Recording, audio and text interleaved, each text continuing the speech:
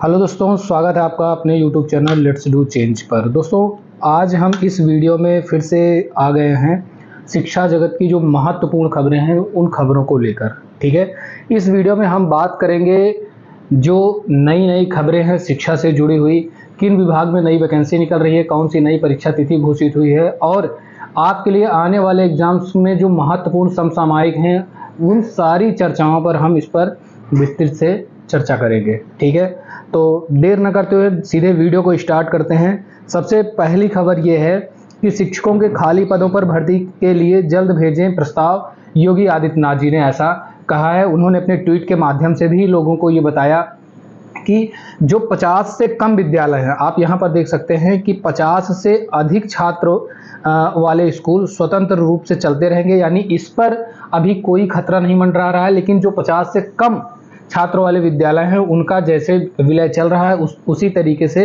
विलय चलता रहेगा।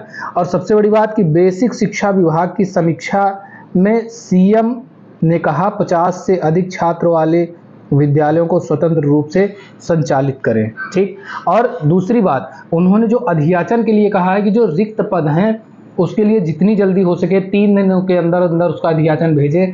तो कहीं न कहीं बहुत सारे लोग ऐसे कयास लगा रहे हैं कि वो बेसिक विभाग के लिए है। मैं आपको बता दूं, अगर आप इस लाइन को पढ़ें,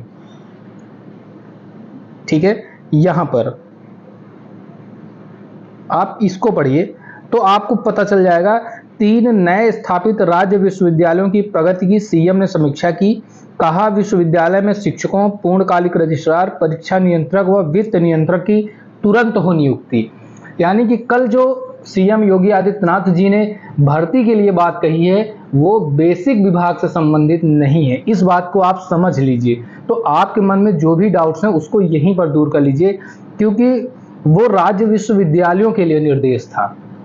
आई होप कि आपको यहाँ तक अच्छे से सब कुछ समझ आ गया होगा। हम आगे बढ़ते हैं और आप देख सकते हैं कि ये उनका ट्वीट था। इस ट्वीट में उन्होंने कहा था कि जिन विद्यालयों में 50 से अधिक छात्र संख्या है वो विद्यालय जैसे चल रहे हैं वैसे संचालित किए जाएंगे, उसमें कोई दिक्कत नहीं आएगी।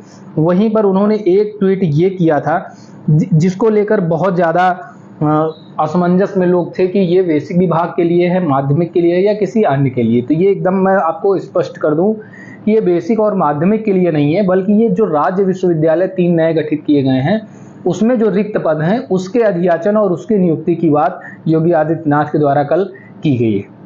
ठीक है, और ये चीज़ आप देख सकते हैं कि यहाँ पर इन्होंने एक चीज़ ये भी लिखा है कि पेयरिंग व्यवस्था के कारण खाली हुए विद्यालय भवनों में जो प्री प्राइमरी स्कूल हैं वो चलाए जाएंगे। साथ ही इन भवनों में आंगनवाड़ी केंद्रों को भी स्थानांतरित किया जाएगा। यानी कि जो आंगनवाड़ी के जहाँ पर भवन नहीं है या जहाँ पर जो उनके भवन जर्जर हो गए हैं उन सभी को जो है, जो विद्यालय ये खाली हो रहे हैं वहाँ पर इनको भेज दिया जाएगा। यानी आंगनवाड़ी अब जो प्राथमिक विद्यालय थे अभी तक वहाँ पर शिफ्ट हो जाएंगे और जो प्राथमिक विद्यालय था वो दूसरे विद्यालय में मर्जर हो जाएगा।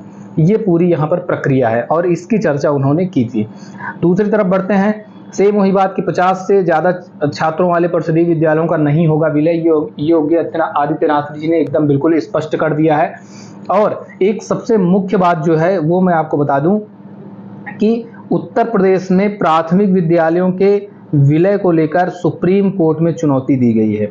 और एक चीज़ मैं ये भी बता दूं कि कल जो सुनवाई हुई उसमें सुप्रीम कोर्ट ने ये कहा कि ये जो मामला है ये सरकार का नीतिगत मामला है कि, और एक चीज़ ये भी क्लियर है कि देखिए क्या होता है ना कि जो पॉलिसी वाले मैटर होते हैं उसको सबसे पहले जो है वो डीवी में सुना जाता है, डिवीजनल बेंच में, और डिवीजनल बेंच में सुनवाई ना होकर डायरेक्ट सुप्रीम कोर्ट पहुंच गया है केस।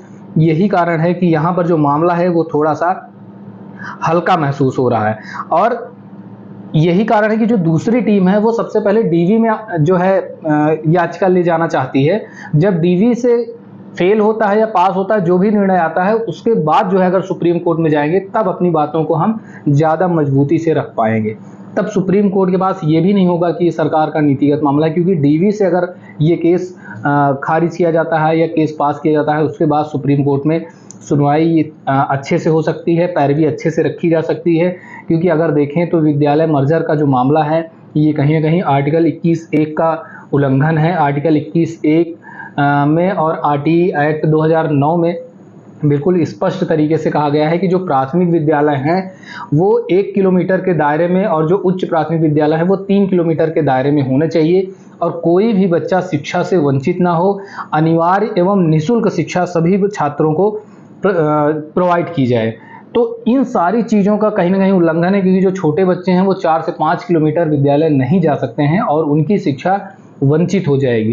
तो यही सब मामला लेकर सुप्रीम कोर्ट में याचिका दाखिल की जाएगी।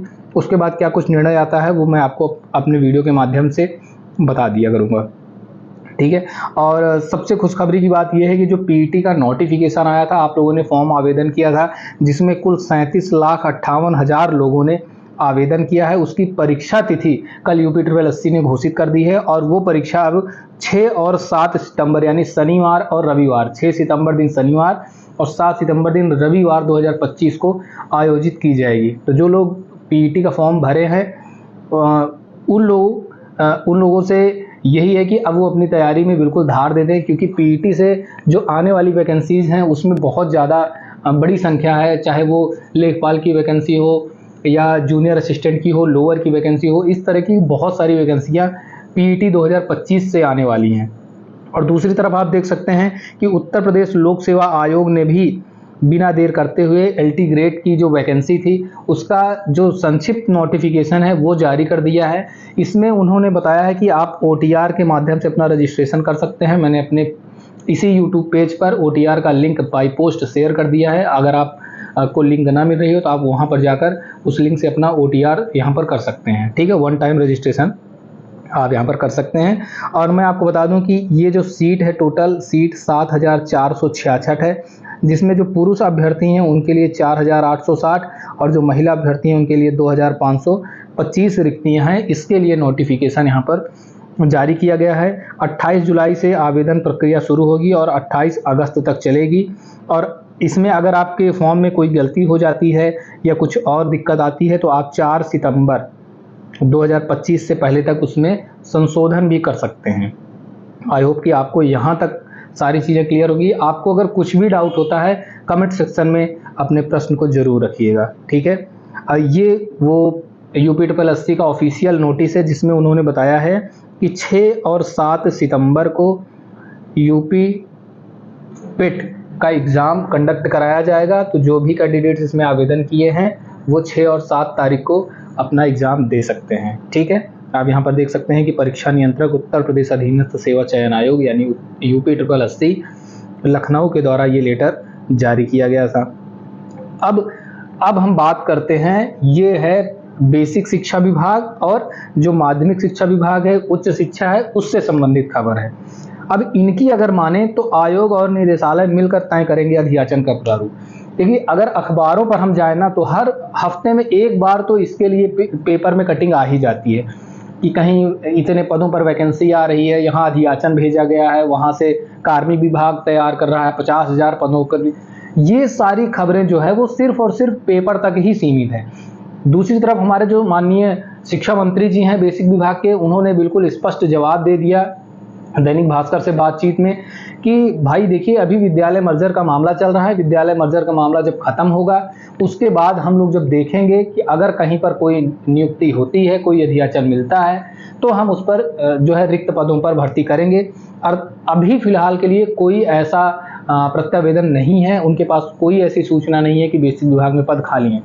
दूसरी तरफ हमारी जो प्रिंट मीडिया है वो लगातार जो है खबरें दे रही है कि अब आयोग जो है अधियाचन तैयार करेगा, कभी कार्मिक विभाग अधियाचन तैयार करेगा। इस तरह की बहुत सारी चीज़ें अखबारों में आपको देखने को मिल जाएंगी।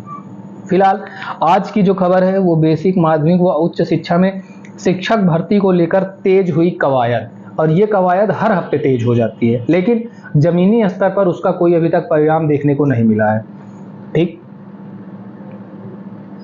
और एक चीज़ आप ये भी देख सकते हैं कि कल भी यूपी टीजीटी, पीजीटी और एलटी ग्रेड की नई भर्ती के लिए धरना हुआ था, जिसमें एलटी ग्रेड का नोटिफिकेशन तो जारी हो गया है लेकिन टीजीटी पीजीटी परीक्षा तिथि का अभी तक कहीं पर अता पता नहीं है।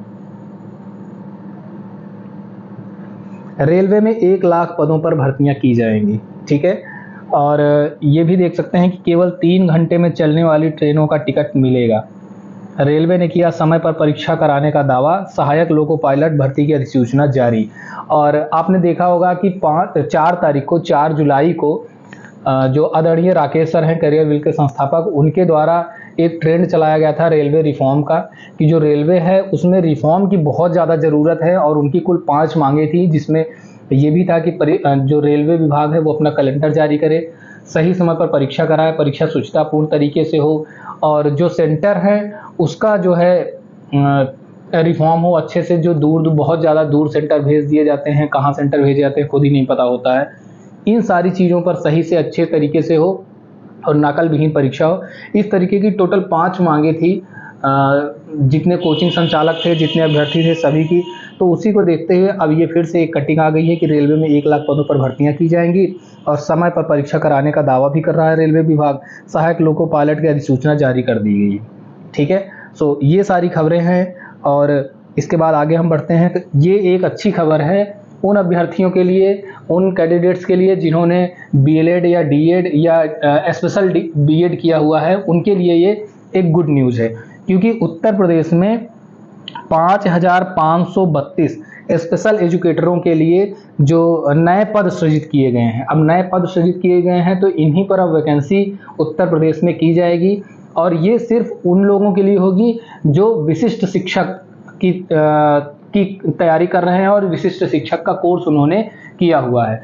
तो उन लोगों के लिए थोड़ी सी अच्छी खबर है, क्योंकि उत्तर प्रदेश में, यूपी में जो विशिष्ट शिक्षक हैं उनके लिए नए पद सृजित किए गए हैं। कितने? 5,532 पद। तो ये एक अच्छी खबर है फिलहाल आज के इस प्रिंट मीडिया के न्यूज़ में। तो और दूसरी तरफ पुरानी पेंशन को लेकर आंदोलन की तैयारी, 1 अगस्त को रोष मार्च, यानी कि जो नई पेंशन है उसके विरोध में और पुरानी पेंशन योजना की बहाली की मांग को लेकर national movement for old pension scheme ने देश भर में बड़े आंदोलन की रूपरेखा तय कर दी है। रविवार को ऑनलाइन बैठक की गई थी और उसमें बताया गया था कि जो 1 अगस्त को देश के सभी जिला मुख्यालयों पर रोष मार्च निकाला जाएगा। 5 सितंबर को शिक्षक दिवस पर सभी शिक्षक व कर्मचारी सामूहिक उपवास रखेंगे और 1 अक्टूबर को इंटरनेट मीडिया पर अभियान चलाएंगे और 25 नवंबर को एक बार फिर से दिल्ली चलो अभियान किया गया है और वही जंतर मंतर पर एक बार फिर से अध्यापकों का एक जमावड़ा होगा। पिछली बार आपने देखा था कि लगभग लाखों करोड़ों की संख्या में जंतर मंतर पर शिक्षक इकट्ठा हुए थे पुरानी पेंशन के समर्थन में और नई पेंशन योजना के विरोध में, लेकिन सरकार है कि उसके कानों पर जूं तक रेंगने का काम नहीं करती है। उसको प्रोटेक्शन जो प्रोटेस्ट होते हैं उससे कोई मतलब ही नहीं होता है। आप प्रोटेस्ट करते रहिए, सरकार अपने मदमस्त से चलती रहती है। इस तरह की सारी चीज़ें हैं। और दूसरा आपके लिए जो सबसे महत्वपूर्ण करंट अफेयर है आगामी परीक्षाओं के लिए वो ये है कि निकम समेत 4 हस्तियां पहुंची राज्यसभा। आपको बता दूं कि राज्यसभा में कुल 245 सीटें होती हैं, जिसमें जो राष्ट्रपति हैं वो 12 सदस्यों को मनोनीत करते हैं, बाकी जो 233 सदस्य होते हैं वो निर्वाचित होकर आते हैं। उन 12 सदस्यों में से 4 सदस्यों का कोरम बाकी था। उन 4 सदस्यों को मनोनीत कर राज्यसभा में अब 12 सदस्यों का मनोनयन राष्ट्रपति के द्वारा पूर्ण हो चुका है। और वो 4 सदस्य कौन कौन हैं आप लोग यहाँ पर देख सकते हैं इनका नाम।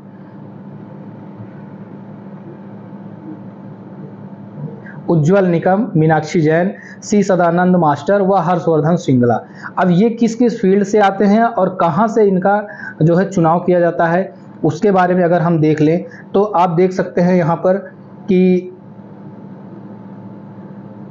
जो एक आतंकवादी थे आतंकवादी कसाब को फांसी की सजा दिलाने वाले उज्ज्वल निकम, पूर्व विदेश सचिव हर्षवर्धन श्रृंगला, केरल से भाजपा नेता सी सदानंद मास्टर और इतिहासकार मीनाक्षी जैन को राज्यसभा के लिए मनोनीत किया गया है। ठीक है, तो इतने सदस्य हैं और कहां कहां से इसको लिए जाते हैं आप लोग यहां पर देख सकते हैं। पूरा राज्यसभा में सदस्यों की संख्या 245 होती है, इनमें 233 निर्वाचित होते हैं, शेष 12 को राष्ट्रपति द्वारा कला, साहित्य, विज्ञान एवं समाज सेवा जैसे क्षेत्रों में विशिष्ट कार्यों के आधार पर मनोनीत किया जाता है। इन 4 लोगों के मनोनयन के लिए राज्यसभा में अब यह कोटा पूरा हो चुका है। ये चीज़ें थी और अब हम आखिरी पेज पर चलते हैं और आखिरी पेज पर आज की खबर यह है कि जो शुभांशु हैं, जो अंतरिक्ष पर पहुंचे थे, जो अंतरिक्ष पर पहुंचने वाले दूसरे भारतीय हैं, वो आज वापसी कर रहे हैं और वापसी के बाद शारीरिक परिवर्तनों से उबरने के लिए 7 दिनों के अनुकूलन कार्यक्रम से गुजरेंगे शुभांशु। ठीक है, 7 दिनों तक इनकी सख्त हिदायत रहेगी। इनको एक अलग जो है वातावरण में इनको रखा जाएगा ताकि जो शारीरिक परिवर्तन होंगे उनके बॉडी में जो उनके चेंजेस होंगे उसको कंट्रोल करने के लिए उनको एक अलग जोन में रखा जाएगा। और मैं बता दूं कि शुभांशु शुक्ला से पहले भारत 1984 में राकेश शर्मा थे जो अंतरिक्ष पर गए थे और उसके बाद ये दूसरे भारतीय हैं। तो इसके बारे में आप लोग डिटेल से पढ़ लीजिएगा क्योंकि आगामी परीक्षाओं के लिए ये बहुत ही महत्वपूर्ण प्रश्न होने वाला है। फिलहाल इस वीडियो में इतना ही। इसी तरह की इन्फॉर्मेटिव वीडियो के लिए, शिक्षा जगत से जुड़ी हर खबरों के लिए, नई भर्ती के लिए या कोई भी जो अन्य खबर होती है वो सब आप सबसे पहले और ऑथेंटिक पाने के लिए आप हमारे चैनल लेट्स डू चेंज से जरूर जुड़ जाइए। अपने दोस्तों तक वीडियो को शेयर कीजिए। अगर वीडियो आपको पसंद आया हो तो लाइक करना मत भूलिएगा। Thank you so much. जय हिंद दोस्तों।